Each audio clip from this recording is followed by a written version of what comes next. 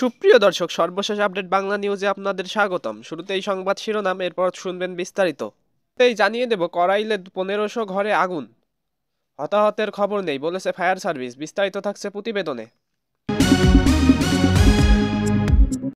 আরও জানিয়ে দেব, বাংলাদেশ একটি ঐতিহাসিক নির্বাচনের দিকে এগোচ্ছে বলেছেন ডক্টর ইউনূস। বিস্তারিত থাকছে প্রতিবেদনে। আরও জানিয়ে দেব, শেখ হাসিনার লকারে মিলল 832 ভরি স্বর্ণ। বিস্তারিত থাকছে প্রতিবেদনে। আরও জানিয়ে দেব, রাজশাহীতে বিএনপি 2 গ্রুপের সংঘর্ষ, আহত 10। বিস্তারিত থাকছে প্রতিবেদনে। সুপ্রিয় দর্শক, এতক্ষণ শুনছিলেন সংবাদ শিরোনাম, এখন শুনবেন বিস্তারিত। তার আগে ভিডিওটি ভালো লাগলে চ্যানেলটি সাবস্ক্রাইব করুন। ফায়ার সার্ভিসের 19টি ইউনিটের চেষ্টায় 5 ঘন্টার বেশি সময় পর নিয়ন্ত্রণে এসেছে রাজধানীর করাইল বস্তির আগুন। আগুনে বস্তির প্রায় 1500 ঘরবাড়ি পুড়েছে। আগুনে এখন পর্যন্ত হতাহতের কোনো তথ্য পাওয়া যায়নি। ফায়ার সার্ভিসের পরিচালক লেফটেন্যান্ট কর্নেল মোহাম্মদ তাজুল ইসলাম চৌধুরী এ তথ্য নিশ্চিত করেছে। মঙ্গলবার রাতে করাইল বস্তির আগুন নিয়ন্ত্রণের পর ঘটনাস্থলে সাংবাদিকদের কথা বলেন তিনি। লেফটেন্যান্ট কর্নেল তাজুল ইসলাম চৌধুরী বলেন, বিকাল 5টা 22 মিনিটে আমরা আগুন লাগার খবর পাই। আগুন লাগার 35 মিনিট পর ঘটনাস্থলে এসে পৌঁছায় 3টি স্টেশনের ফায়ার সার্ভিসের ইউনিট। কারণ সড়কে অনেক যানজট ছিল, এরপরও আরও ইউনিট এলেও বড় গাড়িগুলো ঢুকতে পারেনি সরু রাস্তার কারণে। অনেক সীমাবদ্ধতার মধ্যে কাজ করতে হয়েছে। তবে এখানে পৌঁছানোর আগেই আগুন ডেভেলপমেন্ট স্টেজে চলে যায়। এ কারণে একটু সময় লেগেছে আগুন নিয়ন্ত্রণে। প্রথমে আমাদের খুবই বেগ পেতে হয়েছে আগুনের সোর্সের কাছে পৌঁছাতে। ফায়ার ফাইটাররা অক্লান্ত পরিশ্রম করে দ্রুত আগুন আটকানোর সর্বোচ্চ চেষ্টা করে। ঘটনাস্থলে পৌঁছতে 35 মিনিট সময় লাগার কারণ সম্পর্কে তিনি জানান, ঢাকা শহরে যানজটের প্রধান কারণ বিকেলের দিকে যানজট বেশি ছিল, এজন্য 3-4টি স্টেশন থেকে ইউনিটগুলো মুভ করানো হয়। এখানে ফায়ার সার্ভিসের গাড়ি আসার পরেও গাড়িগুলো ঢুকতে পারেনি, কারণে দূর থেকে পাইপ টেনে কাজ করতে হয়েছে। আগুনের উৎস সম্পর্কে তিনি বলেন, আগুন নেভানোর কাজ করার সময় দেখা গেছে যত্রতত্র বিদ্যুৎ তার রয়েছে, প্রত্যেক বাসায় গ্যাস সিলিন্ডার রয়েছে। আগুনের সোর্স তদন্ত সাপেক্ষে বলা যাবে। এখন পর্যন্ত কোনো হতাহতের খবর পাইনি, তবে ছোটখাটো আহত হয়তো কেউ হতে পারে। কি পরিমাণ ক্ষয়ক্ষতি হয়েছে এ সম্পর্কে তাজুল ইসলাম চৌধুরী বলেন, কত টাকার ক্ষয়ক্ষতি হয়েছে, কি পরিমাণ ক্ষয়ক্ষতি সবগুলো বিষয় তদন্তের পর জানা যাবে। প্রতি বছর করাইল বস্তিতে আগুন লাগে, ফায়ার সার্ভিসের কোনো উদ্যোগ আছে কি না এমন প্রশ্নের জবাবে তিনি বলেন, প্রতি বছর করাইল বস্তিতে মহড়া করা হয়।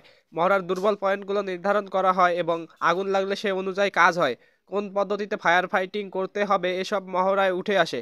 কিছুদিন আগেই এখানে মহড়া শেষ হয়েছে, এজন্য আগুন দ্রুত নেভানো গেছে। অন্যথায় আগুন নেভাতে হয়তো আরও 2-3 ঘন্টা বেশি লাগতো।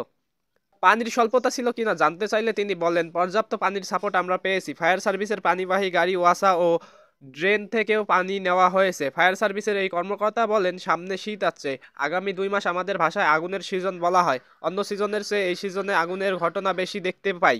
স্থানীয়রা দাবি করেছেন, হেলিকপ্টার দিয়ে আগুন দ্রুত নেভানো যেত। এ বিষয়ে প্রশ্নের জবাবে তিনি বলেন, হেলিকপ্টার যখন উড়ে তখন বাতাসের জন্য আগুন আরও বেশি ছড়িয়ে পড়ে। এখানে হেলিকপ্টার দিয়ে নেভানোর মতো আগুন নয়। এর আগে বিকেল 5টা 22 মিনিটের দিকে করাইল বস্তিতে আগুন লাগার কথা জানায় ফায়ার সার্ভিস। আগুন নেভাতে তাৎক্ষণিক ফায়ার সার্ভিসের 11টি ইউনিট কাজ করা শুরু করে। পরে আরও 8টি ইউনিট যোগ দিয়ে আগুন নেভানোর কাজে যোগ দেয়। এদিকে বাংলাদেশ একটি ঐতিহাসিক নির্বাচনের দিকে এগোচ্ছে বলে জানিয়েছেন অন্তর্বর্তীকালীন সরকারের প্রধান উপদেষ্টা ডক্টর মোহাম্মদ ইউনূস। মঙ্গলবার ঢাকায় নবনিযুক্ত ফ্রান্সের রাষ্ট্রদূত জ্যাঁ-মার্ক শেরে চার্লে রাষ্ট্রীয় অতিথি ভবন যমুনায় তার সঙ্গে সৌজন্য সাক্ষাৎ করতে গেলে তিনি একথা বলেন। সাক্ষাৎকালে ফ্রান্সের রাষ্ট্রদূত প্রধান উপদেষ্টাকে বাংলাদেশের সঙ্গে দ্বিপাক্ষিক সম্পর্ককে নতুন ধারায় নিতে তার দেশের প্রস্তুতির কথা জানান। তিনি দুদেশের মধ্যে বিশেষ করে গণতন্ত্র, উন্নয়ন ও আঞ্চলিক সহযোগিতার ক্ষেত্রে স্বার্থের সঙ্গতি গুরুত্বপূর্ণ বলে উল্লেখ করেন। ফ্রান্সের রাষ্ট্রদূত বলেন, বাংলাদেশে একটি গুরুত্বপূর্ণ সময়ের মুখে দাঁড়িয়ে যখন দেশ ইতিহাস সৃষ্টিকারী জাতীয় নির্বাচনের দিকে এগোচ্ছে, এটি ফ্রান্স ও বাংলাদেশের জন্য আমাদের অংশীদারিত্বকে এগিয়ে নেওয়া ও সহযোগিতা সম্প্রসারণের সময়। তিনি আরও জানান, এ মাসের শুরুর দিকে দায়িত্ব গ্রহণের পর তিনি বাংলাদেশের প্রতি ফ্রান্সের গুরুত্বের উপর আলোকপাত করেছেন। রাষ্ট্রদূত উল্লেখ করেন, ফ্রান্সের প্রায় 15 লাখ নাগরিক ইন্দো প্যাসিফিক অঞ্চলে বসবাস করে, যা ফ্রান্সের মোট জনসংখ্যার প্রায় 3%। তিনি বলেন, ইন্দো প্যাসিফিক অঞ্চল খেলা ও স্বাধীন চলাচলের মাধ্যমে সংজ্ঞায়িত। ফ্রান্স বাংলাদেশের সঙ্গে আরও কার্যকর সম্পর্কের জন্য বড় সম্ভাবনা দেখছে। রাষ্ট্রদূত জ্যাঁ-মার্ক শেরে চার্লে অধ্যাপক ইউনূসের নেতৃত্বের প্রশংসা করেন। বাংলাদেশকে সবচেয়ে কম উন্নয়নশীল দেশের অবস্থান থেকে উন্নয়নশীল দেশে রূপান্তর ও জলবায়ু পরিবর্তনের প্রভাব মোকাবেলায় সহযোগিতা সম্প্রসারণে ফ্রান্স প্রস্তুত বলে জানান। ডক্টর ইউনূস ফ্রান্সের এই প্রতিশ্রুতিকে স্বাগত জানান এবং দেশটিকে বিশ্বস্ত ও দীর্ঘদিনের অংশীদার হিসেবে অভিহিত করেন। তিনি রাষ্ট্রদূতকে অন্তর্বর্তী সরকারের সংশোধনী উদ্বেগ ও আসন্ন জাতীয় সংসদ নির্বাচনের প্রতি সম্পর্কে বর্ণনা করেন। এদিকে অগ্রণী ব্যাংকের প্রধান কার্যালয়ে বাংলাদেশের ক্ষমতাচ্যুত প্রধানমন্ত্রী শেখ হাসিনার 2টি লকারে 832.5 কেজি স্বর্ণ পাওয়া গেছে। মঙ্গলবার দুপুর 12:30টায় ম্যাজিস্ট্রেটসের উপস্থিতিতে ওই লকার 2টি খোলা হয়। এনবিআর ও আদালত সূত্রে জানা গেছে এ তথ্য। সূত্র জানিয়েছে, আদালতের অনুমতি নিয়ে এনবিআর এর কেন্দ্রীয় গোয়েন্দা সেল ও দুদকের একটি সেল ওই লকার দুটি খুলে লকার দুটিতে 832 ভরি স্বর্ণ পাওয়া গেছে। এই লকার দুটি জব্দ করেছিল এনবিআর এর গোয়েন্দা ইউনিট সিআইসি। এর আগে 17 সেপ্টেম্বর সাবেক প্রধানমন্ত্রী শেখ হাসিনার 2টি লকার জব্দ করে কেন্দ্রীয় গোয়েন্দা সেল। অগ্রণী ব্যাংকের প্রধান শাখায় শেখ হাসিনার 753 নম্বর লকার ও 751 নম্বর লকার জব্দ করা হয়। আর গত 10 সেপ্টেম্বর 128 নম্বর লকার জব্দ করেছিল সিআইসি। 10 সেপ্টেম্বর রাজধানীর মতিঝিলের পূবালী ব্যাংকের সেনা কল্যাণ ভবন শাখায় শেখ হাসিনার একটি লকার জব্দ করে সিআইসি। তারপর 17 নভেম্বর মানবতা বিরোধী অপরাধের দায়ে আন্তর্জাতিক অপরাধ ট্রাইব্যুনাল শেখ হাসিনা ও তার দোসর সাবেক স্বরাষ্ট্রমন্ত্রী আসাদুজ্জামান খান কামালকে মৃত্যুদণ্ড দেয়। সেদিনের রায়ে দণ্ডপ্রাপ্ত 2 আসামির সমস্ত সম্পত্তি বাজেয়াপ্ত করার আদেশ দেয় ট্রাইব্যুনাল। একই সঙ্গে আন্দোলনে শহীদ ও আহতদের পরিবারকে ক্ষতিপূরণ দেওয়ার জন্য আদালত নির্দেশনা দেয়। ফেরারি 2 আসামির সমস্ত সম্পত্তি ক্রোক ও বাজেয়াপ্ত করার জন্য জব্দকৃত লকার খোলা হচ্ছে বলে এনবিআর জানায়। গত বছর 5 আগস্ট ছাত্র জনতার অভ্যুত্থানের মাধ্যমে আওয়ামী লীগ সরকারের পতনের পর অন্তর্বর্তী সরকার শেখ হাসিনা ও তার পরিবারের সদস্যদের কর ফাঁকি ও দুর্নীতি তদন্তের নির্দেশ দেয়। এর অংশ হিসেবে শেখ হাসিনার নামে থাকা বিভিন্ন ব্যাংকের লকার জব্দ করে সিআইসি।